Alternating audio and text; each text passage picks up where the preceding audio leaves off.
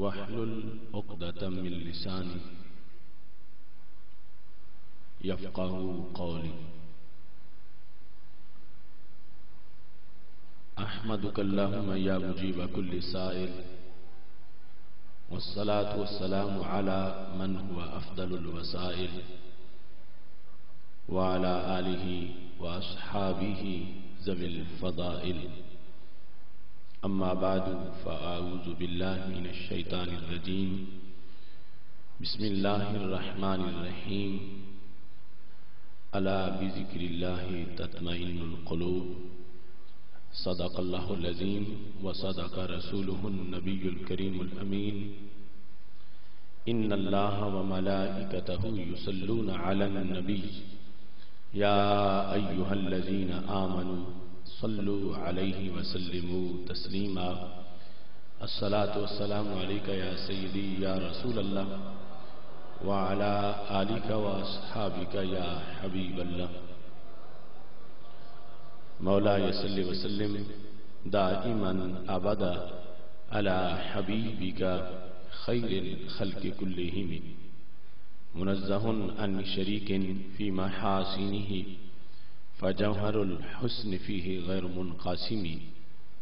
محمد تاج رسل الله قاتبة، محمد صادق الأقوال والكلم، محمد ذكره روح لأنفسنا، محمد شكره فرض على الأمم. رب صل وسلم دائما أبدا على حبيبك خیر الخلق کلہم. افتتاحی دعا سب میرے ساتھ مل کے پڑھ لیں. بسم اللہ الرحمن الرحیم. صلی اللہ علی حبیبہ سیدنا و مولانا محمد و آلہ وأصحابه أجمعين.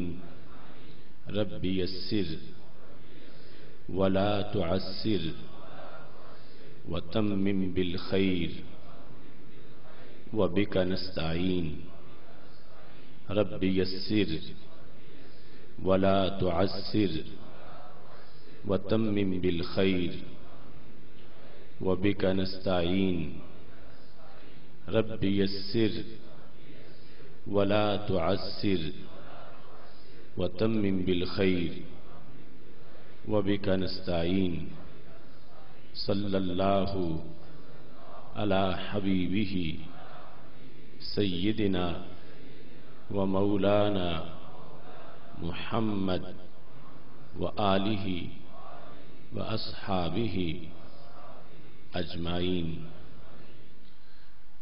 اللہ تبارک و تعالی جل جلالہ وعم نوالہ واتم برہانہ وعظم شانہ وجل ذکرہ وعز اسمہ کی حمد و ثنا، اور حضور سرور کائنات مفخر موجودات زینت بزم کائنات دستگیر جہاں غم گسار زماں سید سروراں حامی بے کساں قائد المرسلین خاتم النبیین احمد مجتبی جناب محمد مصطفیٰ صلی اللہ علیہ وآلہ واصحابہ وبارک وسلم کے دربار گہر بار میں ہدیہ درود و سلام عرض کرنے کے بعد زینت مسند صدارت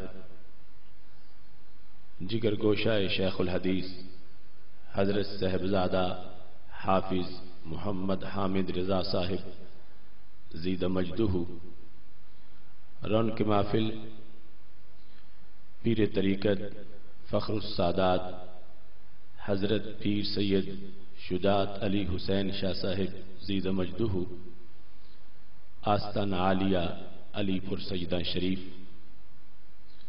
فخر القراء استاذی و استاذ القراء حضرت قاری نظر حسین جلالی صاحب زید مجدہ وارثان ممبر و محراب، ارباب فکر و دانش، نہایت ہی معزز و محتشم حضرات و خواتین، رب ذوالجلال کا کروڑوں بار شکر ہے کہ اس نے ہمیں رمضان المبارک کے عشرۂ مغفرت میں فہم دین کورس کی اس ہم نشست میں شرکت کی سعادت عطا فرمائی ہے۔ بندہ ناچیز اپنی طرف سے ادارہ صراط مستقیم سیالکوٹ کے جملہ عہدیداران اور کارکنان کو، بالخصوص استاذ العلماء حضرت مولانا خاور حسین نقشبندی صاحب، امیر ادارہ صراط مستقیم سیالکوٹ، اور حضرت مولانا قاری ممتاز احمد جلالی اور حضرت مولانا قاری محمد سلیمان عثمانی صاحب اور پروفیسر محمد نصیر القادری صاحب اور دیگر احباب کو خراج تحسین پیش کرتا ہے کہ اس عظیم الشان اجتماع کا ان کی کاوشوں سے انعقاد ہوا۔ رب ذوالجلال سب کو اجر عظیم عطا فرمائے اور خالق کائنات جل جلالہ ہم سب کے گناہوں کو معاف فرمائے۔ ہماری آج کی اس نشست میں فہم دین کورس میں ہماری گفتگو کا موضوع ہے خوشحالی کا راز۔ ظاہر ہے کہ ہر انسان خوشحال رہنا چاہتا ہے، خوشحالی کی سب کو طلب ہے۔ خوشحالی کی آرزو میں لوگ بڑی بڑی مشکلات کا بھی سامنا کرتے ہیں۔ اگر ہم قرآن و سنت کی طرف رجوع کریں تو بہت آسانی کے ساتھ ایسی خوشحالی میسر آ سکتی ہے جس کو حقیقی خوشحالی سے تعبیر کیا جاتا ہے، جس کے زیر سایہ انسان دنیا میں بھی امن و سکون پاتا ہے، برزخ میں بھی اسے راحت محسوس ہوتی ہے، اور حشر میں بھی انشاءاللہ فردوس کے بالا خانوں کی مہمانی اس کو میسر آ جائے گی۔ خوشحال ہونا، اس کا معیار کیا ہے؟ خوشحالی کا معیار قرآن و سنت کی تعلیمات کی روشنی میں یہ ہے کہ بندہ اس وقت خوشحال ہے جب اسے دیکھ کے اس کا رب خوش ہو رہا ہو، اگرچہ وہ کسی کٹیا میں بیٹھا ہے، اگرچہ وہ نادار ہے، اگرچہ وہ کئی دنوں کا بھوکا ہے، لیکن جس کو دیکھ کے اس کا پروردگار خوش ہو وہ بندہ خوشحال ہے، اور جس کو دیکھ کے اللہ ناراض ہو رہا ہو، اگرچہ وہ سونے کے محل میں بھی بیٹھا ہے، وہ بندہ خوشحال نہیں ہے۔ رب ذوالجلال کا کروڑوں بار شکر ہے کہ اس نے ہمیں ایمان کی شکل میں ایک ایسی خوشحالی عطا فرمائی ہے کہ جس کی بنیاد پر ایک سادہ سا مسلمان جو کٹیا میں بیٹھا ہو، پھٹے پرانے کپڑے ہوں، بظاہر نادار ہو، لیکن اس کے دل میں نور ایمان ہے، تو وہ یہود و ہنود جو رب کے دھتکارے ہوئے ہیں، اگرچہ وہ شیش محلوں میں بیٹھے ہوں، یہ کٹیا میں بیٹھا ہوا درویش ان سے کہیں زیادہ خوشحالی کا حامل ہے۔ ایمان کی عظمت جو ہمیں میسر ہے، اس کے ساتھ ساتھ اعمال صالحہ سے انسان کو رب ذوالجلال کا مزید قرب میسر آتا ہے، اور سید عالم نور مجسم شفیع معظم صلی اللہ علیہ وسلم نے اس سلسلہ میں ایمان میں زندگی کی جو عظمت بیان کی ہے، اگر ایک مومن کے دیگر امور کی طرف نہ بھی دیکھا جائے، اس کی ایمان کے اندر جو سروس، ایمان کے اندر جو زندگی کے لمحات ہیں، یہی اس کے لیے ایک بہت بڑا سرمایہ ہے۔ سید عالم نور مجسم شفیع معظم صلی اللہ علیہ وسلم ارشاد فرماتے ہیں، من شاب شیبۃ فی الاسلام کانت لہ نورا یوم القیامہ، جو شخص اسلام میں بوڑھا ہو گیا، اس کا اسلام میں رہ کے بوڑھا ہو جانا یہ قیامت کے دن اس کے لیے نور بن جائے گا۔ جب دوسرے لوگ اندھیروں کے اسیر ہوں گے، اس کا ایمان اس کے ساتھ روشنی لے کے چلے گا، اور آگے پیچھے نور کا جلوس ہوگا، اور اس کے چہرے پر رب ذوالجلال کے انوار کی برسات ہو رہی ہوگی، اس واسطے کہ اس نے زندگی حالت ایمان میں گزاری ہے۔ مومن اپنے احوال میں اپنے عمل کی بنیاد پر جس سے ایمان میں برکتیں بڑھتی ہیں، اس کو خوشحالی محسوس ہوتی ہے۔ انسان کا دل جس مقصد کے لیے پیدا کیا گیا ہے اس میں استعمال ہو تو مطمئن رہتا ہے، اگر اس سے ہٹا دیا جائے تو غیر مطمئن ہوتا ہے۔ اور دل ایسی چیز ہے، اگر اس میں اطمینان ہے تو دائیں بائیں اگرچہ سناٹا بھی ہو، دائیں بائیں اگرچہ خزاں بھی ہو، دائیں بائیں اگرچہ وحشت زدہ ماحول بھی ہو، تو انسان سرور میں ہوتا ہے۔ اور اگر دل کے اندر سنسانی ہو، دل میں ویرانی ہو، تو وہ محلوں میں بیٹھا ہوا بھی اپنے آپ کو اجنبی محسوس کرتا ہے۔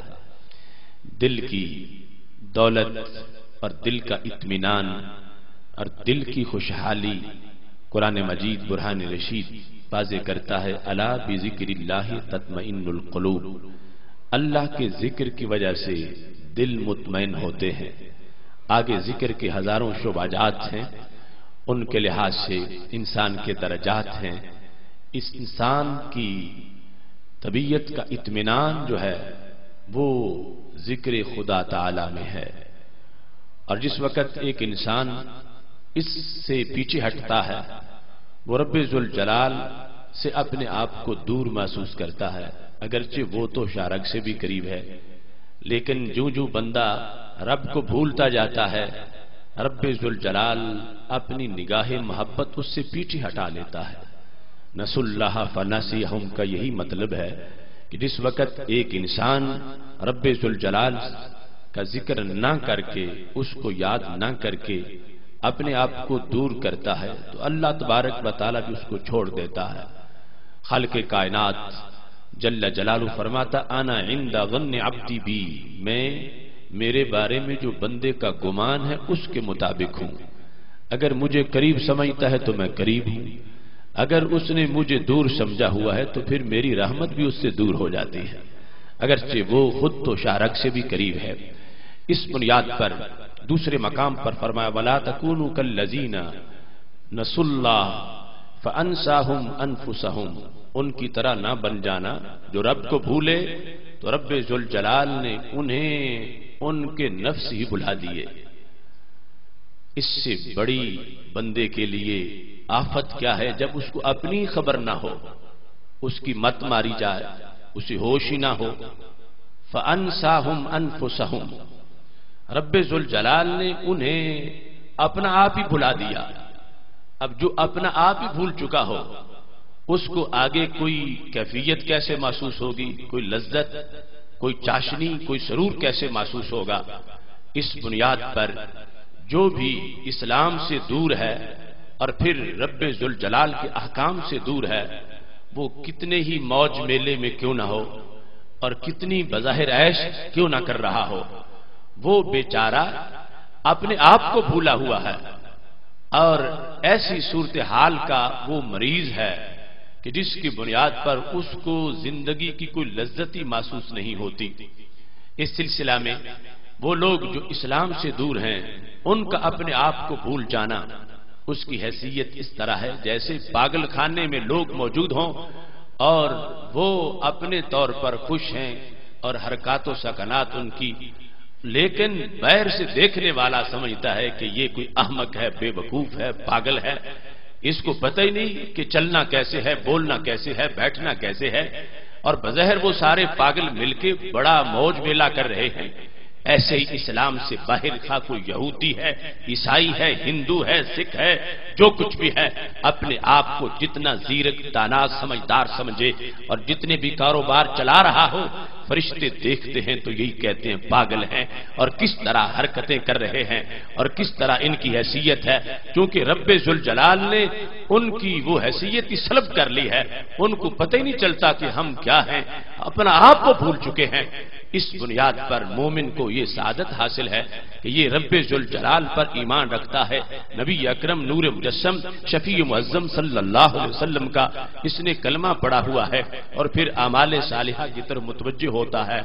اس کو اپنا آپ یاد ہے، جس کی بنیاد پر اس کو لذت اور دنیا کی اور زندگی کی جو چاشنی ہے وہ محسوس ہوتی ہے، جو زندگی وہ اسلام کی روشنی کے زیر سایہ بسر کر رہا ہے، اور جو اسلام میں آ کر بھی رب کو بھول جاتا ہے، اس طرح کہ رمضان ہے تو اس کو پتہ ہی نہیں کہ ماہ رمضان ہے، تراویح کا وقت ہو اسے پتہ ہی نہیں کہ امت مسلمہ کا کاروان جو ہے مسجد میں موجود ہے، اس کو پتہ ہی نہیں کہ آج جمعے کا دن ہے، اس کو پتہ ہی نہیں کہ یہ موسم نیکیوں کا ہے اور تقوی کا موسم بہار ہے۔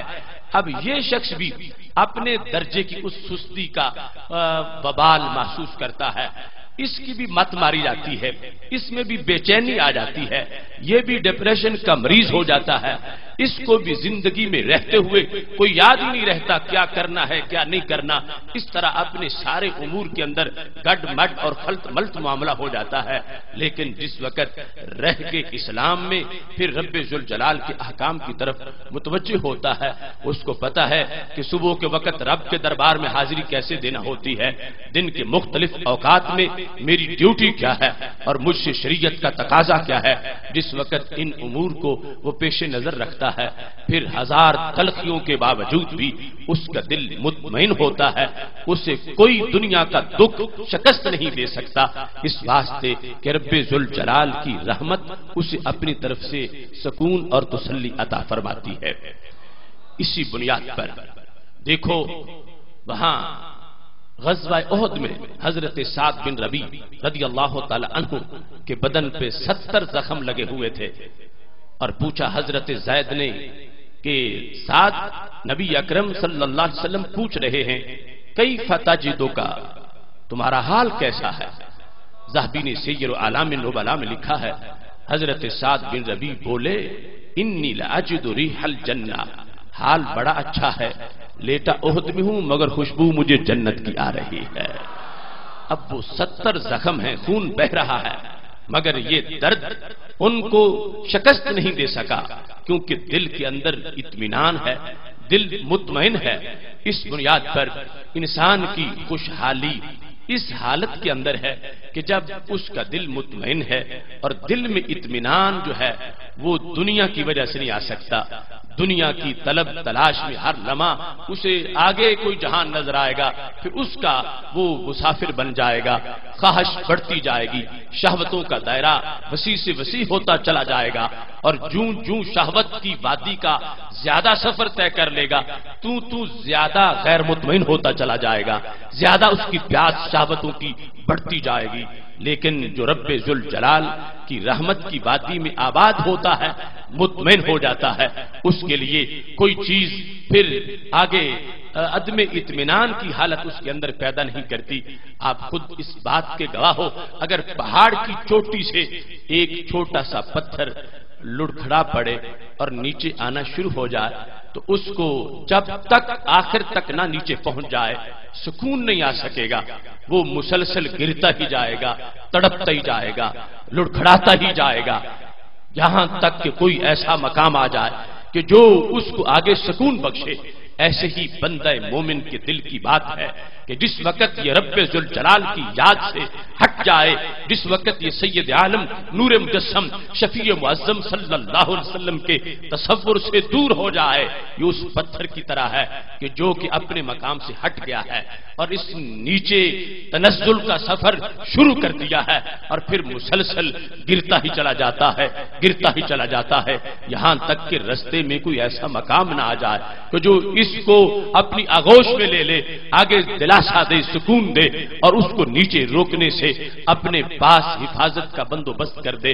اس واسطے آج کے حالات کے اندر جو ہر طرف دھند لگے اور اندھیرے ہیں، مادہ پرستی ہے اور مختلف قسم کے جال انسان کو شکار کرنے کے لیے لگا دیے گئے ہیں، اطمینان کی تلاش کے لیے لوگ دور دور کا سفر کرتے ہیں، کوئی کسی سمندر کے کنارے جا بیٹھتا ہے اور کوئی کسی سیرگاہ کا رخ کرتا ہے اور کوئی بیرون ملک اور کوئی اندرون ملک، کوئی کسی طرح کی کوئی دوائی استعمال کرتا ہے اور کوئی کسی طرح کے مناظر کو دیکھنے کے لیے آگے بڑھتا ہے۔ ہمیں ہمارا قرآن یہ بتا رہا ہے کہ خوشحالی دل کے اطمینان میں ہے اور دل کا اطمینان جس دل کو رب نے پیدا کیا ہے اس دل کے پیدا کرنے والے کی ذکر میں موجود ہے۔ سید عالم نور مجسم شفیع معظم صلی اللہ علیہ وسلم نے پورے دین کا جو خلاصہ اس خوشحالی کی شکل میں بیان کیا، انسان کے لیے ہر عبادت میں اسی چیز کو پیش نظر رکھا گیا ہے کہ انسان ایسے حال میں رہے کہ جدھر دیکھے اسے رب یاد آ جائے، جس طرف بھی توجہ کرے پلٹ کے خیال ادھر چلا جائے۔ اب دیکھو ہم عبادات کی طرف توجہ کرتے ہیں تو ایک جو عادی نظام ہے اس سے بندے کو ہٹایا جاتا ہے۔ مثال کے طور پر تم اپنا ہاتھ ہلا سکتے ہو، آگے پیچھے دیکھ سکتے ہو، چل پھر سکتے ہو، مگر جب تکبیر تحریمہ کہہ لی نماز شروع ہو گئی، اب اس کے بعد پابندی لگ گئی۔ وہ خود ذکر ہے اور اس کے اندر جو ماحول حیات ہے، رکوع ہو، قیام ہو، سجدہ ہو، وہ ہر لمحہ اس بندے کو اس رب کی یاد وہ حالت دلاتی ہے۔ زبان سے جو ذکر کرے گا وہ علیحدہ ہے، لیکن جس وقت اسے یاد آئے گا کہ میں ہاتھ اٹھا لوں، میں ادھر دیکھ لوں، میں سینہ پھیر لوں، تو فوراً آگے سے خیال روکے گا نہیں تم اپنے رب کی عبادت کر رہے ہو۔ ان تعبد اللہ کأنک تراہ فإن لم تکن تراہ فإنہ یراک، رب کی یوں بندگی کرو جیسا کہ تم اس کو دیکھ رہے ہو، اور اگر یہ کیفیت تم پیدا نہیں کر سکے فإنہ یراک، وہ تو یقیناً تمہیں دیکھ رہا ہے۔ اس واسطے خشوع کی حالت اس کو وہ اپنی پہلی عادت سے روکتی ہے۔ حج کے لیے احرام ہوتا ہے، اب وہ احرام بندے کو ہر وقت یہ یاد دلاتا ہے، جس نے ہمیشہ سر پہ پگڑا باندھا تھا ننگے سر ہو گیا ہے، سلے ہوئے کپڑے پہننے کا عادی تھا تو اس نے چادریں پہن لی ہیں، پہلے جب چاہتا ہے اپنا کوئی بال کھینچ لیتا ہے، اب اس پہ پابندی لگ گئی ہے۔ اس پہ یہ ساری پابندیاں اس لیے ہیں کہ جس جہت میں بھی خیال جائے سامنے رب ذوالجلال کی یاد آ جائے۔ اگر یہ دیکھتا ہے کہ میرا لباس یہ کیوں ہے، پھر بھی اسے یاد آئے گا کہ یہ رب کی طرف سے پابندی لگ گئی ہے۔ یہ دیکھتا ہے کہ میں پہلے سر ڈھانپتا تھا، میرا سر ننگا کیوں ہے، فوراً جس وقت تحریک پیدا ہوتی ہے کہ میں سر ڈھانپوں، آگے سے آواز آتی ہے کہ یہ تو معاملہ ہے شریعت کا، یہاں عقل کو قربان کرنا پڑتا ہے، جیسے وہ رکھے ویسے ہی رہنا ہے۔ اس بنیاد پر جو عادی ہے کبھی ناخن توڑتا ہے، کبھی بال کھینچ لیتا ہے، اب ساری اس پہ پابندیاں لگ گئی ہیں۔ یہ پورے حج کے اندر، حج کے مختلف مراحل کے اندر اس کے لیے یہ جو صورتحال رکھی گئی ہے، اس میں اسے ایک ایسا ماحول فراہم کیا گیا ہے کہ وہ حضوری والا بن جائے، اس کا دل اطمینان کے مراحل کو عبور کرتا ہوا آگے عروج پہ پہنچ جائے۔ ارے بھائیو اور رہا اس وقت جو ہم حالت روزہ میں ہیں، اس حالت کو دیکھو کہ یہ روزہ انسان کے لیے ایک ایسا عمل ہے اور انسان کی خوشحالی کے وجود کو انسان کے لیے کس لیے برقرار کرتا ہے۔ خالق کائنات جل جلالہ نے بلا وجہ نہیں فرمایا لخلوف فم الصائم اطیب عند اللہ من ریح المسک، ہمارے نبی علیہ الصلوۃ والسلام کا جو فرمان ہے کہ روزے دار کے منہ کی خوشبو رب ذوالجلال کو کستوری سے بھی زیادہ اچھی لگتی ہے۔ خوشبو سونگنا انسانی احساس ہے، اور یہ رب ذوالجلال کی طرف جو منسوب کیا گیا تو یہ مجاز ہے، کیونکہ جسے پسند کیا جائے جس خوشبو کو اسے قریب کیا جاتا ہے۔ تو یہاں پر مراد قربت ہے کہ رب ذوالجلال روزے دار کو اپنا قرب عطا فرماتا ہے۔ اتنا تجھے کستوری سے پیار نہیں، کستوری کو تم اپنے اتنا قریب نہیں کرنا چاہتے جتنا رب ذوالجلال روزے دار کو اپنا قرب عطا فرمانا چاہتا ہے۔ اب اس کے اندر حالت ہے ایک انسان کی کہ جس میں رمضان نہیں تھا تو 8 بجے ناشتہ کرتا ہے، 9 بجے کرتا ہے، پھر 12 بجے کھاتا ہے، 2 بجے کھاتا ہے، پھر چائے پیتا ہے۔ اب یہ ایک اس کا نظام تھا، لیکن رمضان کے دن ہیں تو طلوع صبح صادق سے روزہ شروع ہوا غروب آفتاب تک، یہ درمیان کے جتنے منٹ ہیں، جتنے سیکنڈ ہیں، ہر منٹ میں جب اسے یاد آیا کہ میں کچھ کھاؤں تو کھانے پر رب ذوالجلال کی یاد آ گئی کہ میں نہیں کھا سکتا کیونکہ رب نے مجھے روکا ہے۔ جب کچھ پینے کا خیال آیا تو پھر ادھر رب ذوالجلال کی یاد آ گئی۔ جب اس کی اور کوئی شہوت اس کو مجبور کرنے لگی تو اس نے کہا کہ نہیں، میں پابند ہوں، مجھے رب ذوالجلال نے روکا ہے۔ اور خالق کائنات جل جلالہ یہ عمل انسان کو دیکھے اللہ تعالیٰ کیا فرماتا ہے؟ آدھی حدیث نبوی ہے اور آدھی حدیث قدسی ہے۔ کل عمل ابن آدم یضاعف الحسنۃ بعشرۃ امثالها الی 700 ضعف، رب بندے کا عمل بڑھایا جاتا ہے، ایک کے ساتھ 10 نیکیاں اور ملا دی جاتی ہیں، 700 تک نیکیوں کو بڑھا دیا جاتا ہے، الا الصوم، سوائے روزے کے۔ رب ذوالجلال فرماتا انہ لی وانا اجزی بہ، یہ میرے لیے ہے، اس کی جزا میں ہی دینے والا ہوں۔ حالانکہ ہر عبادت اسی کی ہے اور ہر عبادت کا ثواب وہی دیتا ہے، لیکن کہتا ہے روزہ میرے لیے ہے اور اس کی جزا میں ہی دینے والا ہوں۔ اس کی تفصیلی مباحث کا اس وقت ٹائم نہیں، لیکن یہ موضوع کے لحاظ سے اس کی ایک شکل آپ کے سامنے رکھنا چاہتا ہوں کہ روزہ بندے کو حضوری کی تربیت دیتا ہے، روزہ بندے کو اطمینان کا کورس کراتا ہے، روزہ بندے کو شہوتوں کے خلاف جہاد کا محاذ فراہم کرتا ہے۔ اب یہ انسان جس کے اندر شہوت، خواہش اور بھوک اور پیاس ان چیزوں کے لحاظ سے ہلچل مچ سکتی ہے، لیکن یہ کتنا صابر ہے اور کتنا عظیم ہے، کہیں تنہا بیٹھا ہے، اگلے اندر بیٹھا ہے، نہ کوئی دوست دیکھ رہا ہے، نہ کوئی گھر کا فرد دیکھ رہا ہے، مگر پھر بھی نہ کھاتا ہے نہ پیتا ہے، پابندی سے بیٹھتا ہے۔ اس نے جو زبان سے اقرار کیا تھا اور جو اس کا ایمان تھا کہ میرا رب مجھے ہر جگہ دیکھتا ہے، اس پر یہ عملاً مہر لگاتا جا رہا ہے۔ یہ پورا دن اس بات پر اپنے عمل سے مہر لگاتا ہے کہ واقعی میں جہاں ہوں میرا رب مجھے دیکھ رہا ہے، میں جہاں ہوں میرا رب مجھے دیکھ رہا ہے، اگرچہ بھائی نہیں دیکھ رہا، باپ نہیں دیکھ رہا، بیٹا نہیں دیکھ رہا، دوست نہیں دیکھ رہا، مگر میرا رب تو مجھے دیکھ رہا ہے۔ تو خالق کائنات فرماتا ہے یادع طعامہ وشہوتہ لاجلی، اس نے تو شہوت میرے لیے چھوڑ دی ہے، اس نے اپنی خواہش میرے لیے چھوڑ دی ہے۔ تو رب ذوالجلال اس بات پر کہ یہ سمجھتا ہے کہ میں اس کو دیکھ رہا ہوں، اس نے عملاً اس بات کا ثبوت دیا ہے۔ اگرچہ ایمان تو ہر مومن کا ہے کہ رب مجھے دیکھ رہا ہے، مگر حالت روزہ کے اندر روزے دار نے تو کمال کر دیا ہے کہ جہاں بیٹھا ہے اسے کوئی بھی نہ دیکھ رہا ہو، یہ ضرور سمجھتا ہے کہ میرا رب مجھے دیکھ رہا ہے، میں نہیں کھاتا نہیں پیتا، میرا رب مجھے دیکھ رہا ہے۔ اور جس وقت پورا دن گزر جائے اور افطار کا وقت آ جائے، اس کو ایک مخصوص خوشی ہوتی ہے، وہ خوشی کھانا کھانے کی نہیں، وہ خوشی اچھا ٹھنڈا مشروب پینے کی نہیں، وہ خوشی کسی اور وجہ سے نہیں، تم سب کے دل اس بات پر گواہی دیں گے، وہ خوشی اس چیز کی ہے کہ میں نے آج کا دن اپنے رب کے حکم پہ گزارا ہے۔ یہ اس کو خوشی ہے، جیسا بھی مومن ہے اس کے تقوی کا جو بھی معیار ہے وہ جس شعبہ زندگی سے بھی تعلق رکھتا ہے اسے یہ خوشی ضرور ہے کہ میں نے دن کسی اور کے حکم پہ نہیں اپنے رب کے حکم پہ گزارا ہے.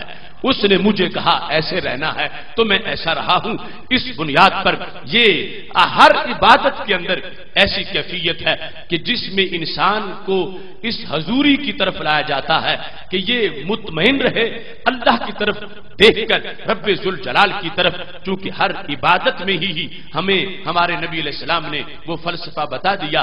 جب جبریل علیہ السلام پوچھ رہے تھے مل احسان, محبوب یہ بتا دو احسان کیا ہوتا ہے, تو فرما احسان یہ ہوتا ہے ان تعبد اللہ کأنک تراہ, کہ تم رب کی بندگی کرو گویا کہ تم اس کو دیکھ رہے ہو, یوں بندگی کرو. فإن لم تکن تراہ, اور اگر یہ تصور تم نہیں بنا سکے فإنہ یراک, وہ تو یقیناً تمہیں دیکھ رہا ہے. اس بنیاد پر خوشحال مومن وہ ہے جسے دیکھ کے اس کا رب خوش ہو رہا ہے, اور پھر اس مومن کو بھی خوشی ہے کہ میرا رب مجھے دیکھ رہا ہے اور وہ خوش ہے. میں کسی ایسے کام میں ملوث نہیں ہوں جس کی وجہ سے میرا رب ناراض ہو جائے. اس بنیاد پر اس کو اطمینان ملتا ہے, اس کو سکون ملتا ہے, یہ خوشحال ہوتا ہے. اور اگرچہ خود بھوکا بھی ہو لیکن اس کا اطمینان کہیں زیادہ ہوتا ہے. جس وقت نبی اکرم نور مجسم شفیع معظم صلی اللہ علیہ وسلم نے فرمایا تھا کون ہے جو میرے مہمان کو گھر لے جائے گا, انصاری گھر لے گئے. اہلیہ نے کہا کہ تم مہمان بھی لے آئے ہو, گھر میں تو ہم دونوں کے لیے بھی کچھ نہیں صرف بچوں کے لیے ہے. تو کہا 90ویں صبیانہ کے اپنے بچوں کو سلا دو اور جو کچھ ہے وہ پکاؤ اور وہ مہمان کے سامنے رکھیں گے, اور جب رکھ دوں گا تو تم اٹھو گی چراغ صحیح کرنے کے لیے اور صحیح کرنے کے انداز میں پھونک مار کے بجھا دو گی. اس کے بعد ہم برتن رکھیں گے, برتن اٹھائیں گے, آواز پیدا ہوگی, مہمان محسوس کرے گا کہ شاید گھر والے بھی بھوکے نہیں ہیں, وہ بھی کھانا ساتھ ہی کھا رہے ہیں. رات کا وقت ہے, صحابی نے کھانا جس وقت مہمان کے سامنے رکھا وہ ایک ہی کمرہ ہے. اہلیہ محترمہ اٹھی, انہوں نے چراغ صحیح کرنے کے انداز میں چراغ کو پھونک مار کے گل کر دیا. اندھیرے میں برتن اٹھا رہے ہیں, مہمان سمجھ رہا ہے کہ جس گھر میں ہوں وہ خود بھی کھانا کھا رہے ہیں. اللہ کے ان بندوں نے صرف اس کے پیٹ کی میزبانی نہیں کی, اس کے خیال کی بھی میزبانی کی ہے تاکہ اسے شرمندگی محسوس نہ ہو کہ میں کھا رہا ہوں اور یہ بھوکے ہیں. جب رات گزر گئی, صبح ہوئی, یہ صحابی میرے نبی علیہ السلام کے دربار میں حاضر ہوئے تو پاک محبوب علیہ السلام نے فرمایا ان اللہ ضاحک علیکما طیلۃ لیلۃ, میرا رب ساری رات تم میاں بیوی کو دیکھ کے مسکراتا رہا ہے. یہ ہے حالت ایمان, یہ ہے حالت اطمینان, اور یہ ہے انسان کی خوشحالی. اور دیکھو نبی اکرم نور مجسم شفیع معظم صلی اللہ علیہ وسلم کی نگاہ کتنی تیز ہے. ادھر فقیر کی کٹیا کو بھی دیکھا ہے, ادھر رب کے عرش کو بھی دیکھا ہے. ان اللہ ضاحک علیکما طیلۃ لیلۃ, یہ بھی پتا ہے کہ امتی کے گھر کی کیا حالت ہے, اور یہ بھی پتا ہے کہ رب ذوالجلال رب کائنات وہ میرے بندوں کو, اپنے بندوں کو, میرے غلاموں کو دیکھ کر اس کی ادا کیا ہے. میرا رب ساری رات طیلۃ لیلۃ, ساری رات تمہیں دیکھ کے مسکراتا رہا ہے. ضاحک علیکما, اور یہ بھی مجاز ہے چونکہ ہنسنا یہ بھی انسانی احساس ہے. تو یہاں پر دیکھ سے مراد مہربان ہے کہ وہ ساری رات تم پہ مہربانی کرتا رہا. اس واسطے یہ ہے انسان کے لیے خوشحالی کہ جس میں اس پہ اس کا رب خوش ہے. اور اس کے لیے ہمارے اسلام, ہمارے دین میں قدم قدم پر ہمارے لیے چانسز موجود ہیں اور اس کے شعبہ جات کتنے ہیں. ما کان العبد فی حاجت اخیہ کان اللہ فی حاجتہ, پر جب تک کوئی بندہ کسی دوسرے بھائی کی حاجت کو پورا کرنے کے لیے لگا ہوا ہے اس وقت تک رب کی رحمتیں اس کی طرف متوجہ ہو گئی ہیں. یہ نادار کے ساتھ چل نکلا, یہ سماجی کارکن کسی کی خدمت کے لیے, کسی بیمار کی عیادت کے لیے, کسی دکھی کا مداوا کرنے کے لیے, یہ کسی کے کپڑے خریدنے کے لیے, یہ کسی کا کیس لڑنے کے لیے اس کے ساتھ چل نکلا ہے. کسی بے گناہ کو मुजरिम किसी बेगुनाह को बरी कराने के लिए ये साथ चल पड़ा है, तो रब्बे जुल जलाल ने अपनी खास रहमतें इसकी तरफ मुतवज्जे कर दी हैं। तो इसने कितना अच्छा सौदा किया, अपनी महदूद सी सलाहियत और को दी और अल्लाह की कुदरत इसकी तरफ मुतवज्जे हो गई, खालिक़े कायनात की खुसूसी रहमतें इसकी तरफ मुतवज्जे हो गई। अब पूछना है तो पूछो उस इंसान के लिहाज से वो खुशहाल कितना है कि जो किसी के काम के लिए निकला है लेकिन रब्बे जुल जलाल उसे देख के खुश हो रहा है। खालिक़े कायनात जल्ल जलालहू अपनी खुसूसी रहमतें उसको अता फरमा रहा है। अगर ये मुख्तलिफ अहवाल इनके साथ साथ बंदा मोमिन की जो ईमान के अंदर मुख्तलिफ घड़ियां गुजरती हैं, पहले बच्चा था, फिर बालिग हुआ, और फिर वो 40 साल का, फिर 50 साल का, फिर 60 साल का आगे बढ़ता चला गया। मेरे महबूब अलैहिस्सलातु वस्सलाम इरशाद फरमाते हैं, सबअतुन युज़िल्लुहुमुल्लाहु फी ज़िल्ली यौम ला ज़िल्ला इल्ला ज़िल्लु अर्शी। 7 किस्म के इंसान ऐसे हैं जिन्हें रब्बे जुल जलाल मैदाने माशर में भी धूप नहीं लगने देगा और उन्हें अपना साया रहमत अता फरमाएगा। उनमें से एक कौन है? शाबुन नशअ फी इबादतिल्लाह, वो नौजवान जिसने उभरती जवानी भी परहेजगारी में गुजारी है। वो बूढ़ा जाके नेक नहीं बना, वो जवानी में ही नेक हो गया। उसने उभरती जवानी को कंट्रोल कर लिया। उसने उभरती जवानी जो शोले मार रही थी उसको मुआशरे के लिए बिजली बरक नहीं बनने दिया बल्कि अब्रे करम बनाया है। उसने अपनी जवानी को बेलगाम नहीं होने दिया बल्कि अपनी जवानी को नकेल डाल के रब के दरबार में सजदे कराए हैं। ये वक्त है, वो अभी उभर रही थी जवानी, इसी से तकवा शुरू हो गया। इस पर रब्बे जुल जलाल खुश है और ये खुशहाल जिंदगी की अलामत है कि इंसान जवानी के अंदर ही वो परहेजगारी की तरफ मुतवज्जे हो जाए और खालिक़े कायनात जल्ल जलालहू ने उसके लिए खुसूसी तौर पर इनामात रखे हुए हैं। जिस वक्त हालते बुलूग तक इंसान पहुंचता है, आगे अब उसके मुख्तलिफ चांसेस हैं। एक मकाम माशर का ऐसा होगा, कुछ लोग गुजर रहे होंगे तो मखलूक पूछेगी, ऐ अल्लाह ये नबी है, रसूल है, फरिश्ते हैं, ये कौन है? जवाब आएगा, ये हजरत मोहम्मद मुस्तफा सल्लल्लाहु अलैहि वसल्लम के उम्मती हैं जो गुजर रहे हैं। फरिश्ते पूछेंगे। 3 कैटेगरीज बयान की गई अल-मजालिस सनिया के अंदर। कुछ लोगों के चेहरे सूरज जैसे होंगे, कुछ के चांद जैसे होंगे और कुछ के सितारों जैसे होंगे। जिनके सूरज जैसे हैं फरिश्ते जब इस्तिकबाल करेंगे, पूछेंगे तुम कौन हो? वो कहेंगे हम मुहाफिजून अलस्सलाह, नमाज की हिफाजत करने वाले लोग हैं, उम्मत मोहम्मद सल्लल्लाहु अलैहि वसल्लम के अफराद हैं। कैफा कानत हिफाजतुकुम, तुम्हारी हिफाजत का अंदाज क्या है? नमाजी तो और भी बहुत है, उनके चेहरे सूरज जैसे नहीं, तुम्हारे चेहरे सूरज जैसे क्यों हैं? तो वो कहेंगे हमारा अंदाज यह है कि नस्माउल अजान व कुन्ना फिल मसाजिद, हम घर बैठ के अजान नहीं सुनते थे, हम इतने तड़पते थे मस्जिद के लिए कि जब भी अजान होती थी हम पहले ही मस्जिद में पहुंच चुके होते थे, हम अजान ही मस्जिद में सुनते थे। अब इनका ये अंदाज है। फिर जिनके चेहरे चांद जैसे हैं उनसे पूछा जाएगा तुम कौन हो? वो कहेंगे हम भी मुहाफिजून, हम भी नमाज की हिफाजत करने वाले। पूछा जाएगा तुम्हारी हिफाजत का अंदाज क्या है? तो वो कहेंगे कुन्ना नतवद्दा क़ब्ल अल वक्त, हम ऐसे नहीं है कि उधर जमात खड़ी हो जाए और हम वुजू कर रहे हो, या अजान हो जाए और हम वुजू कर रहे हो। हम अजान से तो क्या वक्त दाखिल होने से पहले वुजू कर लेते थे, अभी वक्त नहीं आया होता था हम वुजू कर लेते थे। अब तीसरे नंबर पर जिनके चेहरे सितारों जैसे होंगे, फरिश्ते उनसे पूछेंगे कि तुम्हारी क्या खास अदा है दुनिया में कि इतना रब मेहरबान है और इतनी तुम पे रहमत बरस रही है, सितारों जैसे चेहरे हैं। वो भी कहेंगे हम नमाज की हिफाजत करने वाले थे।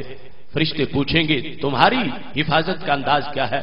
वो कहेंगे कुन्ना नतवद्दाउ क़ब्ल अल अज़ान, हम अजान से पहले ही वुजू कर लेते थे। एक तबका है जो काफी पहले मस्जिद में भी पहुंच गया, دوسرا وہ ہے کہ جو ابھی وقت نہیں آیا وضو پہلے ہی کر لیا ہے، اور تیسرا ہے کہ اگرچہ وقت آ چکا ہے مگر اذان نہیں ہوئی، وضو پہلے ہی کر لیا ہے۔ اب یہ ہے وہ خوشحالی کہ دنیا کے اندر انسان اس کے لیے تھوڑی سی کوشش کرے گا، اور عقبہ میں کتنی خوشحالی ہے، نور آنکھوں میں تو چہروں پہ اجالے ہوں گے، مصطفیٰ والوں کے انداز نرالے ہوں گے، اس جنت میں داخلہ ہو رہا ہوگا، چہرے نور بھرے ہوں گے۔ اور پھر دیکھو آج کا روزہ، اس کی بنیاد پر رب ذوالجلال کی طرف سے انسان کو جو خوشحالی ملتی ہے، آج ہی نہیں، خوشحالی تو وہ ہے جو قبر میں بھی ہو، محشر میں بھی ہو، حشر میں بھی پروٹوکول مل رہا ہو۔ سید عالم نور مجسم شفیع معظم صلی اللہ علیہ وسلم نے فرما دیا، للصائم فرحتان، فرحت عند فطرہ و فرحت عند لقاء ربہ۔ روزے دار کے لیے دو خوشیاں ہیں، ایک خوشی افطار کے وقت ہے، دوسری رب کے دیدار کے وقت ہے۔ جب رب ذوالجلال کا دیدار کر رہا ہوگا اسے پتا چلے گا میں نے تو محنت تھوڑی کی تھی، مشقت میں نے تھوڑی کی تھی، مگر میرے رب نے بڑا نوازا ہے کہ مجھے اپنا دیدار عطا فرما دیا ہے۔ اس بنیاد پر ایمان اصل ہے، خوشحالی کی روح، اور اس کے ساتھ ساتھ اعمال صالحہ ہیں۔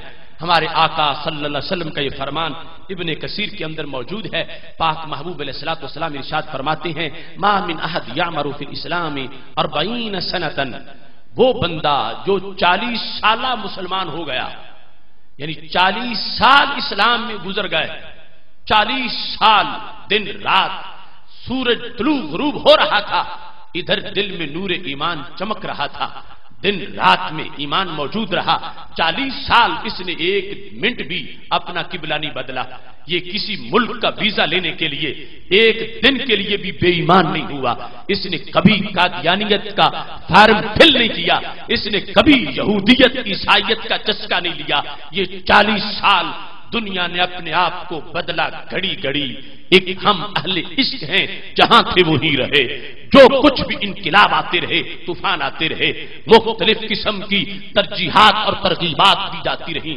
لیکن اس نے کہا میں اسلام نہیں چھوڑوں گا، اسلام پر رہوں گا، اسلام پر مطمئن رہا، اگرچہ روکی سوکی کھاتا رہا مگر دین کے گن گاتا رہا۔ جب 40 سالہ سروس پوری ہو گئی تو میرے نبی علیہ السلام ارشاد فرماتے ہیں، رب اتنا خوش ہو گیا، صرف اللہ عنہ انواع من البلاء، رب ذوالجلال نے کچھ بیماریاں ہمیشہ کے لیے اس سے دور فرما دی، چونکہ اسے 40 سال اسلام میں ہو گئے ہیں، 40 سال صبح و شام اس کے بدن پر نور برستا رہا ہے، 40 سال ایمان کی بنیاد پر رب کی رحمتیں اس پہ برستی رہی ہیں، تو پھر کیا ہے؟ میرے نبی علیہ السلام فرماتے ہیں اللہ نے اس سے جنون کو دور کر دیا، اللہ نے جزام کو دور کر دیا، اللہ نے برس کو دور کر دیا، اب وہ اس سے بیماری دور ہو گئی ہے، کوڑ کا مریض نہیں ہوگا، اس سے اس طرح کی آفات کو دور کر دیا گیا ہے۔ وَإِذَا بَلَغَ الْخَمْسِينَ، اور جب اس کی عمر 50 سال ہو جاتی ہے تو پھر رزق اللہ الانابۃ الیہ، رب ذوالجلال اسے اپنی طرف جھکنے کا مزید جذبہ عطا فرماتا ہے، پہلے سے طبیعت موم ہو گئی ہے۔ وَإِذَا بَلَغَ 60، جب عمر 60 سال ہو جاتی ہے، لَيَّنَ اللَّهُ لَهُ الْحِسَابَ، اللہ نے حساب میں نرمی فرما دی ہے، فرشتوں اب پہلے جیسا معاملہ نہیں، یہ 60 سال ہو گیا ہے، اس نے 60 سال ہمارے ساتھ وفا کی ہے، یہ دین چھوڑ کے نہیں گیا، اسی دین پہ رہا ہے، اس نے اور کہیں رک کے نہیں کیا، لہذا وہ باقی اس کی عبادتیں اپنی جگہ، لیکن 60 سال اسلام میں ہی رہنا یہ بھی تو اس کی ایک سروس ہے۔ اس بنیاد پر فرشتوں اس کے لیے اب حساب میں نرمی کر دو۔ وَإِذَا بَلَغَ 70، اور جب عمر 70 سال ہو جاتی ہے، میرے نبی علیہ السلام فرماتے ہیں غفر اللہ لہ ما تقدم من ذنبہ وما تاخر، رب ذوالجلال نے 70 سالوں پر اس کے جتنے پہلے تھے وہ بھی بخش دیے اور جتنے بعد میں ہونے والے ہیں وہ بھی گناہ معاف فرما دیے۔ وسمیہ،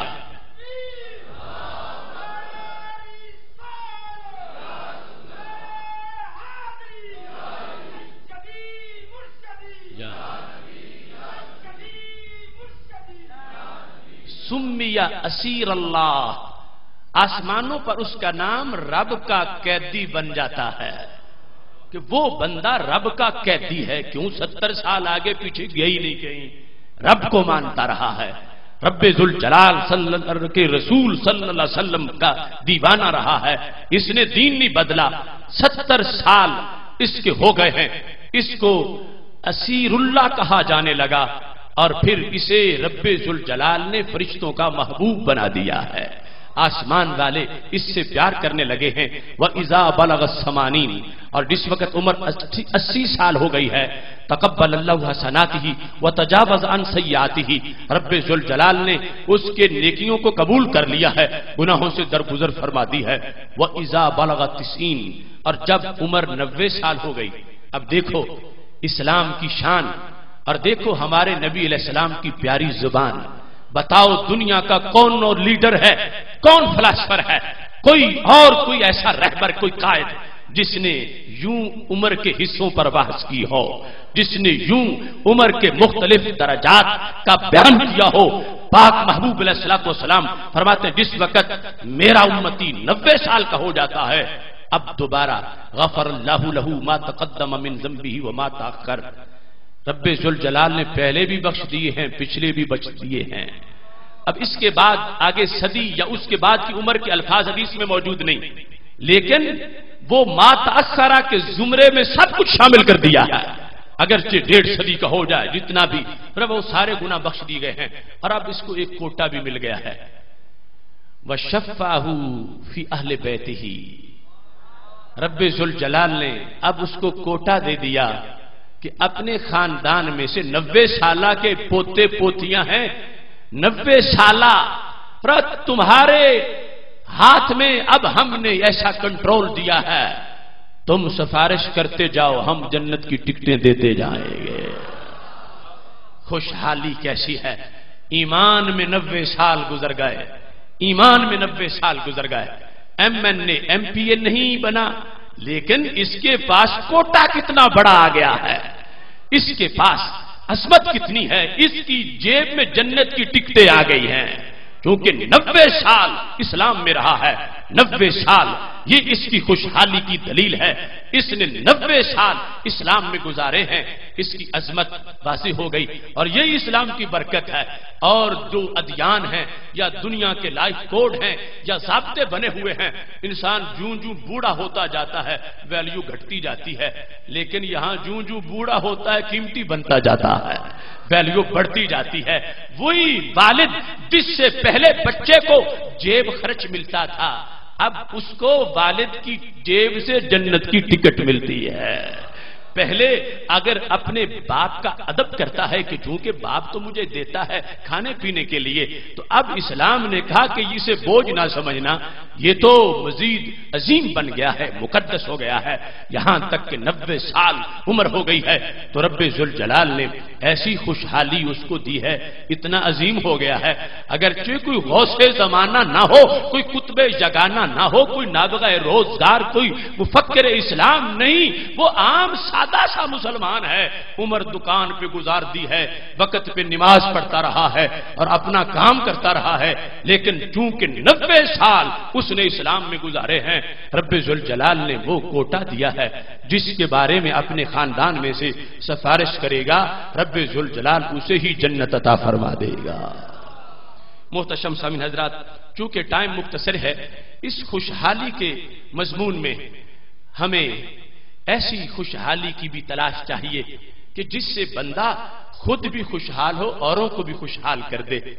یہ معاشرے کے وہ عظیم لوگ ہیں جن کی وجہ سے خوشحالی اوروں کے لحاظ سے بھی ہوتی ہے۔ سید عالم نور مجسم شفیع معظم صلی اللہ علیہ وسلم کا فرمان ہے، ان اللہ ملائکہ سیارہ، اللہ کے کچھ فرشتے ہیں جو ہر وقت چلتے پھرتے رہتے ہیں، یبتغون مجالس الذکر، وہ ذکر کی مجلسیں تلاش کرتے ہیں، اور جب کہیں نظر آ جائے دوسروں کو بھی بلا لیتے ہیں، اور پھر پر تانتے ہیں ان کی لے کر سر سے آسمان تک، اور جب وہ جلسہ ختم ہو جاتا ہے تو پھر اللہ کے دربار میں پہنچتے ہیں، رب ذوالجلال ان سے کچھ سوالات کرتا ہے، فرشتے جواب دیتے ہیں، خالق کائنات جل جلالہ پوچھتا ہے وہ مانگتے کیا تھے؟ فرشتے کہتے جنت مانگتے تھے۔ خالق کائنات فرماتا بچنا کس سے چاہتے تھے؟ فرشتے کہتے ہیں جہنم سے بچنا چاہتے۔ تو رب ذوالجلال فرماتا ہے قد غفرت لہم، پھر گواہ ہو جاؤ میں نے سب کو بخش دیا ہے۔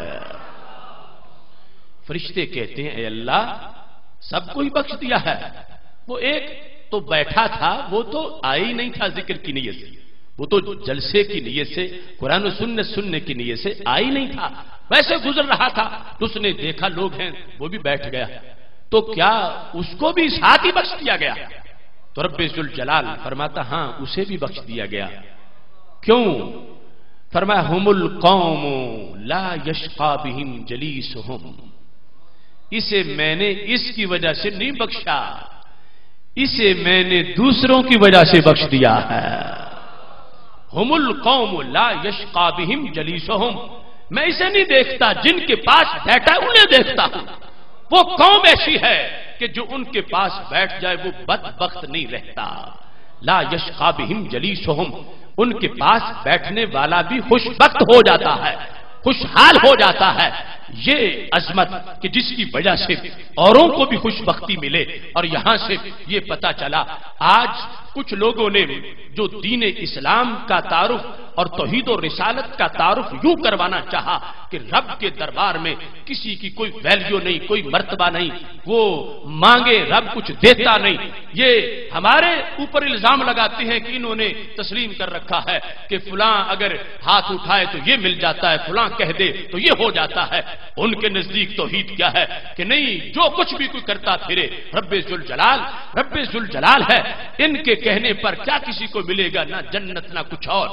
لیکن یہاں سے پتا کیا چلتا ہے، یہ رب والے بول پڑے تو کیا ہوگا؟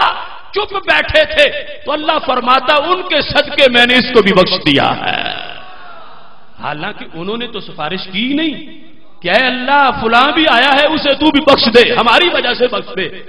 سفارش انہوں نے نہیں کی۔ کبھی سفارش کا موقع بنے تو پھر کتنی رحمتیں برسے گی۔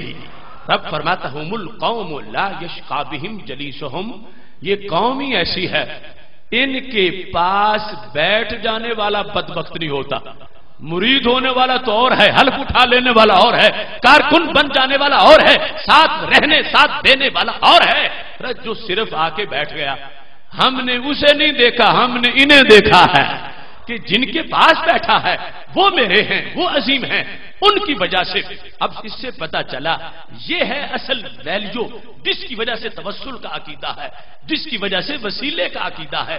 وسیلہ اور یہ ویلیو رب ذوالجلال جنہیں دیتا ہے ان سے وہ ایمان پر رہے تو کھینچتا نہیں، چھینتا نہیں، وہ ویلیو حیات میں بھی ہوتی ہے اور وفات کے بعد بھی ہوتی ہے۔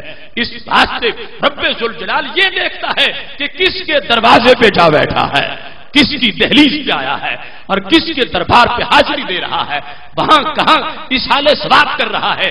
ہم القوم لا یشقی بہم جلیسہم۔ آج لوگ کہنے لگے کہ کسی کی وجہ سے کوئی کچھ نہیں ملے گا، جس کا نام محمد علی ہے وہ کچھ دے نہیں سکتے۔ آج کہتے ہیں یہ عظیم، یہ اللہ والے، اللہ کے ولی، یہ نبی ولی کچھ دے نہیں سکتے، کچھ کر نہیں سکتے۔ میں کہتا ہوں رب کے فرمان میں نبی اکرم صلی اللہ علیہ وسلم نے جو فرمایا ہے اور اللہ کی طرف سے جو آرڈر پہنچا ہے فرشتوں کو کہ تم کیوں حیران ہو کہ اسے بخش دیا گیا، ہم القوم لا یشقی بہم جلیسہم، میں نے اوروں کے صدقے اس کا بھی بیڑا پار کر دیا ہے۔ تو پتا چلا کہ کچھ لوگ ایسے ہیں کہ جن کے صدقے بخشش ہو جاتی ہے، جن کی وجہ سے بخشش ہو جاتی ہے، اور جو نہ مانگے ان کی مانگے بغیر جب اتنا مل جائے، اور اگر وہ کسی کی سفارش کر رہے ہوں تو پھر کتنا مل جائے گا۔ اس بنیاد پر یہ خوشحالی یہ ہے جو رب ذوالجلال نے جس کا ذکر کیا، اور اس طرح کی جو صورتحال ہے اسی میں ہمارے آقا صلی اللہ علیہ وسلم کا فرمان۔ یہ پہلی بات بخاری شریف میں تھی اور دوسری مسلم میں بھی ہے، بخاری میں بھی ہے۔ سید عالم نور مجسم شفیع معظم صلی اللہ علیہ وسلم ارشاد فرماتے ہیں ایک شخص اپنے گھر سے نکلا ہے اور کہیں جانے کا ارادہ ہے، رستے میں ایک فرشتہ ہے اور شکل انسانی میں کھڑا ہے۔ جب یہ وہاں سے گزرتا ہے وہ پوچھتا اینا تریدو، کہاں جانے کا ارادہ ہے؟ یہ جواب دیتا ہے وہ سامنے بستی ہے اور اس میں ایک ہستی ہے اور اس ہستی میں کمال مستی ہے اور میری آنکھ اسے دیکھنے کو ترستی ہے، میں اس سے ملنے جا رہا۔ اب یہ واضح ہوا نہ بیت المقدس جا رہا ہے نہ یہ کعبۃ اللہ کا مسافر ہے بندہ اور بندے سے ہی ملنے جا رہا ہے۔ فرشتہ پوچھتا ہے حل لک علیہ من نعمت تربھا، کیوں ملنے جا رہے ہیں؟ کون سا تعلق ہے؟ کوئی مشترکہ ٹریڈنگ کمپنی بنا رکھی ہے؟ کوئی لین دین کا چکر ہے؟ درہم و دینار کی بات ہے؟ کس لیے تم مجھ سے ملنے جا رہے ہو؟ تو یہ کہتا ہے غیر انی احببتہ فی اللہ، میرا اس کا کوئی مشترکہ کاروبار نہیں، کوئی درہم و دینار کی بات نہیں، کوئی دنیاوی تعلق نہیں، میرا اس کا رشتہ ماتا پرستی سے آلودہ نہیں، بس بات صرف اتنی ہے اس کے پاس بیٹھوں تو مجھے رب یاد آتا ہے۔ احببتہ فی اللہ، اس کے پاس بیٹھنے سے میرے دل کی کیاری میں عشق کے غنچے چٹک کے پھول بن جاتے ہیں، اس کی باتیں سنوں تو دل کے آنگن میں فصل بہار آ جاتی ہے، اس کا چہرہ دیکھتا رہتا ہوں، میں رب کی رحمت کے جلووں میں آباد ہو جاتا ہوں۔ میں دنیا کے لیے نہیں، میں مال کے لیے نہیں، میں قرب رب ذوالجلال کے لیے اس کے پاس جاتا ہوں۔ اب وہ فرشتہ جو شکل انسانی میں ہے بولتا ہے کہ میں انی رسول اللہ الیک، میں انسان نہیں، میں فرشتہ ہوں، اور آج رب نے مجھے تیرے لیے بھیجا تھا۔ حالانکہ رب جانتا ہے انٹرویو کر کے اسے کوئی معلومات اس نے حاصل نہیں کرنی، لیکن پھر بھی انٹرویو کروایا کیوں ہے؟ کہ انٹرویو پہلی صدی میں ہوگا، یعنی اسلام سے پہلے کی بات ہے، اور نبی علیہ السلام اپنی امت میں بیان کریں گے تو چلتے چلتے سیالکوٹ کے سنگھار میرج ہال تک بات پہنچ جائے گی۔ رب تو جانتا ہے کہ کیوں جاتا ہے، لیکن پوچھوایا ہے تاکہ پتا چلے کہ ان لوگوں کو عام نہ سمجھا جائے کہ جن کے رستے میں جانے والوں کا استقبال رب کے فرشتے کرتے ہیں۔ فرشتے نے کہا مجھے تو رب نے بھیجا۔ اب یہ بندہ تڑپ اٹھا، کہاں میں اور کہاں یہ نکھتے گل، نسیم صبح تیری مہربانی، مجھے محلے میں کوئی پوچھتا نہیں تھا، اب آسمان سے فرشتہ آیا ہے اور رب نے بھیجا ہے، بتا میرا رب مجھے کیا کہتا ہے؟ تو فرشتے نے کہا رب کہتا ہے احبک کما احببتہ فیا، تو نے میرے ولی کو اپنا محبوب بنایا ہے، میں نے تجھے اپنا محبوب بنا لیا ہے۔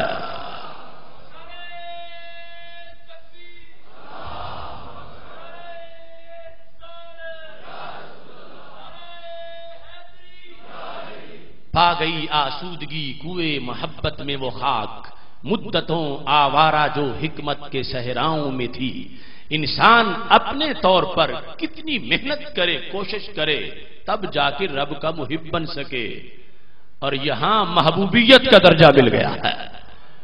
اس واسطے خوشحالی کے حصول کے لیے اللہ کے ولیوں سے تعلق ضروری ہے۔ اب کتنی بڑی خوشحالی ہے کہ انسان بندہ، یہ خاکی بندہ رب کا محبوب بن جائے۔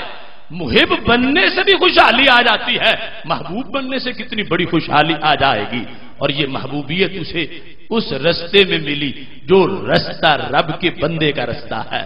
یہ مسافر نہ کعبۃ اللہ کا تھا نہ مسجد اقصی کا تھا، یہ مسافر تھا ایک انسان کا، اس کو ہی ملنے جا رہا تھا، مگر آپس کا تعلق مادی نہیں تھا، آپس کا تعلق نفسانی خواہش کا نہیں تھا، وہ تعلق پکا بڑا تھا، بے غبار تھا، مخلص تھا، جس کی بنیاد پہ یہ مرتبہ ملا۔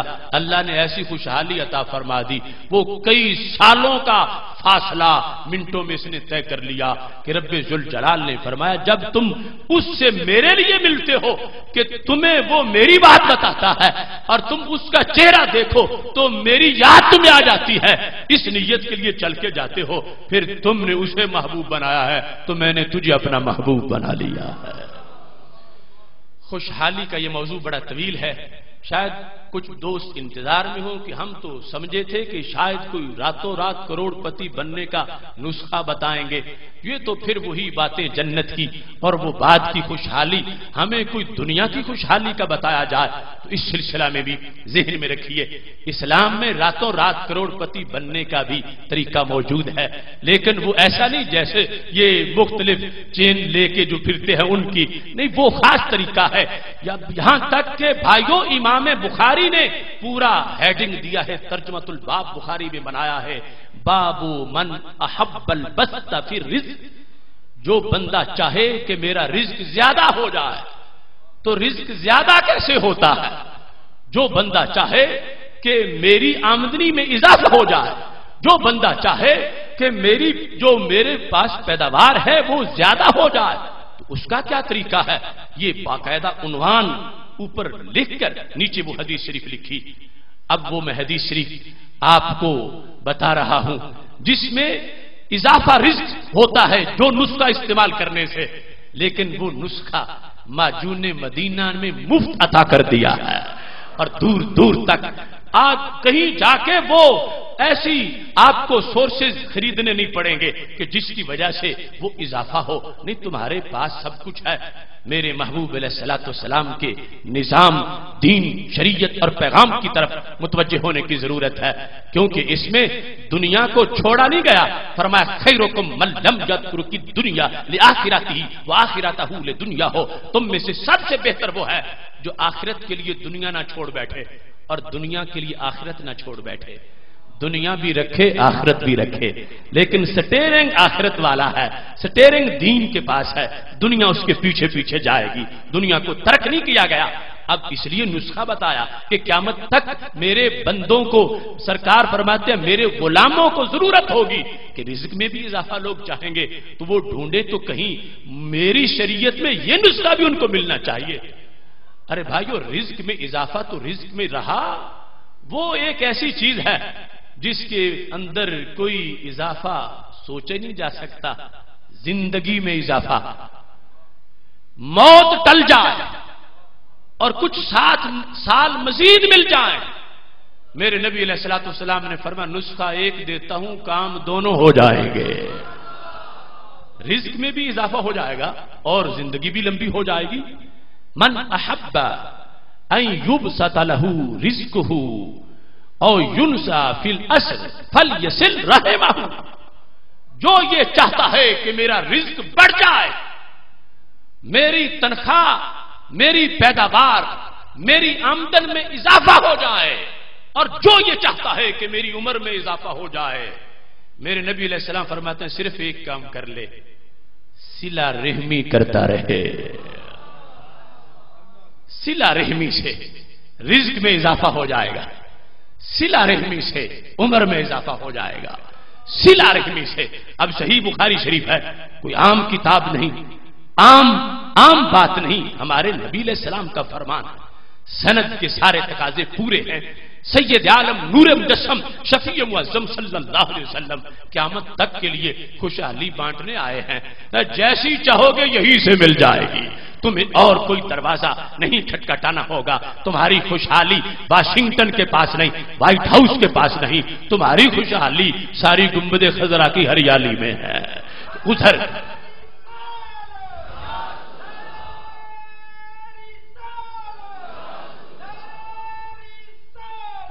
پاک محبوب علیہ الصلوۃ والسلام فرماتے ہیں اب کام ایک ہے اور وہ 2 فائدے ہیں جو پیسوں میں ملتے ہی نہیں۔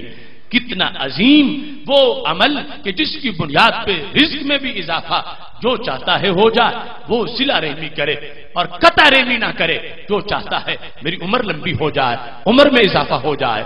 پاک محبوب علیہ الصلوۃ والسلام اس کو گارنٹی دے رہے ہیں۔ ارے 1 نہیں 2 نہیں، کتنے ایسے یہاں پر شواہد موجود ہیں۔ صحابہ کرام علیہم رضوان کی زندگیوں کو دیکھ لو، نبی اکرم نور مجسم شفیع معظم صلی اللہ علیہ وسلم کے فرامین کو دیکھ لو۔ تابعوا بین الحج والعمرہ، میرے امت حج عمرہ آگے پیچھے کرتے ہی رہا کرو، کبھی عمرہ کیا پھر حج کیا، پھر عمرہ کیا پھر حج کیا، تو کیا ہوگا؟ فرمایا فإنہما ینفیان الفقر والذنوب کما ینفی الکیر خبث الحدید۔ فرمایا یہ اس طرح آگے پیچھے حج عمرہ کرتے رہنے سے گناہ بھی جھڑ جائیں گے، ناداری بھی دور ہو جائے گی، افلاس نہیں، بھوک نہیں رہے گی، رزق بڑھ جائے گا۔ آگے پیچھے حج عمرہ کرتے رہو، گناہ بھی جھڑ جائیں گے، بھوک بھی جھڑ جائے گی۔ جیسے لوہار کی بھٹی میں لوہا رکھنے سے وہ ساری آلودگی لوہے کی دور ہو جاتی ہے، اس طرح حج عمرہ کرتے رہو گے، رب ذوالجلال تم سے ناداری، بھوک اور گناہ کی بیماری کو دور فرما دے گا۔ शायद कोई सोच रहा हो ये तो महंगा, फिर नुस्खा बना, कौन पैसे इकट्ठे करे और फिर जाए, फिर भी ये तो अमीरों के लिए हुआ, गरीबों को तो फिर भी ना मिला। तो मैं कहता हूं नहीं नहीं, ये फलसफा वैसे ही महल्ले नजर है। अगर हज अमीरों का ही होता तो फिर सारे अमीर हज करके ही मरते और कोई भी हज के बगैर ना मरता। पता है वो बुलावा रब की तरफ से है। हो सकता है जो सोने के महल में रहे वो यही मर जाए और किसी कुटिया वाला बार बार रब के घर का मेहमान बन जाए। लेकिन इसके अलावा भी बात तो है, अगर कोई वहां नहीं जा सकता और फिर कोई कहे कि साल का इंतजार करूं और फिर हज और फिर जाके ऐसी सूरत हाल बने। मेरे नबी अलैहि सलाम का रोशन दीन और खुशहाली के नुस्खे कितने अजीम हैं। फरमाया सलातुद्दुहा यजलिबुर रिज़्क़ व यनफिल फ़क़्र। फरमाया जो बंदा नमाज़े चाश पढ़ता है, ये नमाज़े चाश उसकी भूख को दूर कर देती है और उसके घर में रिज़्क़ की फरावानी कर देती है। अब ना टिकट के पैसों की जरूरत है और ना वो इंतजार है। ये खुशहाली के तरीके सैयद आलम नूर मुजस्सम शफी मुअज़्ज़म सल्लल्लाहु अलैहि वसल्लम ने अता फरमाए हैं। अब सलाते चाश के लिए, सलाते दुहा के लिए कहीं और जाना नहीं पड़ेगा, यहीं घर में रहते हुए वो पढ़ लेगा। उसकी वजह से फरमाया यजलिबुर रिज़्क़, ये रिज़्क़ को खींच के ले आती है, इससे रिज़्क़ आता है और भूख दूर हो जाती है। हाँ ये है कि नमाज पढ़ने में जज्बा ये नहीं होना चाहिए कि आज सुना कि इससे तो रिज़्क़ बढ़ता है तो इस रिज़्क़ के हुसूल के लिए पाबंदी करें। नहीं, नमाज पढ़े रब की रिज़ा के लिए, नियत अल्लाह के उस कुर्ब के लिए पढ़े और खालिक़े कायनात की रहमतें वो खुद ही अता फरमा देगा। नियत रिज़्क़ की करके फिर इसकी तरफ जाने में वो बरकत नहीं होगी जो बरकत वैसे होगी। सरकार दो आलम सल्लल्लाहु अलैहि वसल्लम ने फायदा तो अता फरमा दिया, बयान फरमा दिया और ये आपकी जुबान ही बयान कर सकती थी और किसकी जुबान ये बयान करती। मेरे महबूब अलैहिस्सलातु वस्सलाम ने अता फरमाया है। ये फार्मूले अपने सहाबा को दिए। हजरत अब्दुल्ला बिन मसूद रज़ी अल्लाहु तआला अन्हु अपनी बेटियों को नसीहत कर रहे थे। फरमाया मेरी बेटियों तुम सूरह वाक़िया पढ़ते रहना, कभी तुम्हें इफलास का सामना नहीं करना पड़ेगा, कभी भूख नहीं आएगी। सूरह वाक़िया की तिलावत से हमेशा तुम माल के लिहाज से भी माला माल रहोगी और नामा अमाल की रौनक भी बनती रहेगी। इस वास्ते ये आज का हमारा मुख्तसर सा सबक था, फाहमे दीन कोर्स का पहला सबक जो हालते रोजा में हमने आज पढ़ा। इंशाअल्लाह वो कल दूसरा सबक और परसों तीसरा सबक होगा। इस सिलसिला में हमें आज के इस पैगाम को अपने दोस्तों तक पहुंचाना है और दूसरे जो हजरात नहीं पहुंच सके उन तक भी इस बात को पहुंचाना है। अगर एक शख्स भी कल आपके साथ, हर एक के साथ मजीद आएगा, उसका जितना सवाब है उसको भी मिलेगा, उतना आपको भी मिल जाएगा। इंसान के पास जिंदगी एक ही है लेकिन वो तजर्बों में गुजर जाती है। इंसान सोचता है कभी 10 साल पहले मुझे पता चल जाता कि फलां फलां कोटे हैं तो मैं बड़ा ठीक हो जाता। अब पता ही लेट चला है। जिंदगी एक है लेकिन अगर चाहो तो 1000 जिंदगियों के सवाब भी पा सकते हो। तुम्हारे समझाने पर जितने समझ जाएंगे वो जितनी नेकी करेंगे, जितना उन्हें मिलेगा उतना तुझे भी सवाब मिल जाएगा। इस वास्ते आगे पैगाम पहुंचाना है गली महल्लों तक और सबको लेके आना है। कल बहुत ही अहम मौजू है, शरी अहकाम के हल के लिहाज से बहुत लाजमी मौजू है। उसमें भी तमाम दोस्तों को शिरकत की दावत दे। दुख्तराने इस्लाम भी अपनी बहनों तक पैगाम पहुंचाएं। मैं अपनी बात इस बात पे खत्म कर रहा हूं। इलाही पुर असर मेरी दुआ कर, बेजाहे मुस्तफा खैरुल वरा कर, खुदा बंदा दुआ मेरी यही है, मेरे मुमताज गाजी को रिहा कर। व आखिर दावा या अनिल हम्दुलिल्लाहि रब्बिल आलमीन।